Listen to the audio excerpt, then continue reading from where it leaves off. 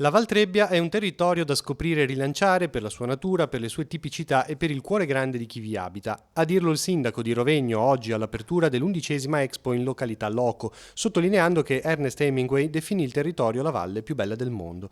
La kermesse offre spazi espositivi, la possibilità di conoscere i prodotti tipici, ma anche di partecipare ad incontri e spettacoli, tutto per dare voce a chi vive in Val Trebbia e a chi prosegue con la propria attività con coraggio e voglia di innovare. Dà dimostrazione di essere formata da cittadini che amano profondamente non soltanto il loro paese, ma tutta la valle, perché l'Expo è veramente un momento di valorizzazione, ma così di esplosione, di volontà a mantenere viva la nostra valle da parte della popolazione. Nella valle più bella del mondo si guarda avanti con il desiderio di crescere e mantenere vivo il territorio. Un esempio?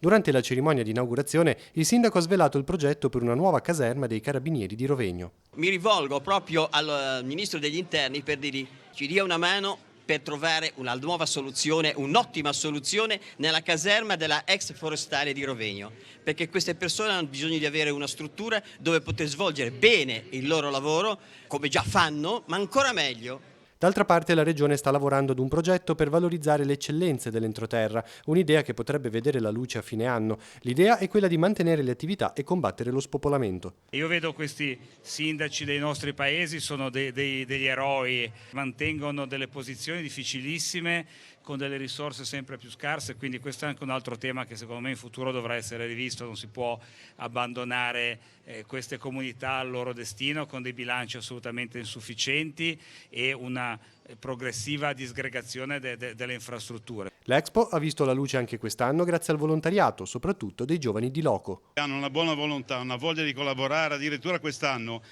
il presidente è pazzesco, Claudio mi ha detto, mi vengano a chiedere cosa c'è da fare, vogliono lavorare, sono eccezioni, veramente mosche bianche.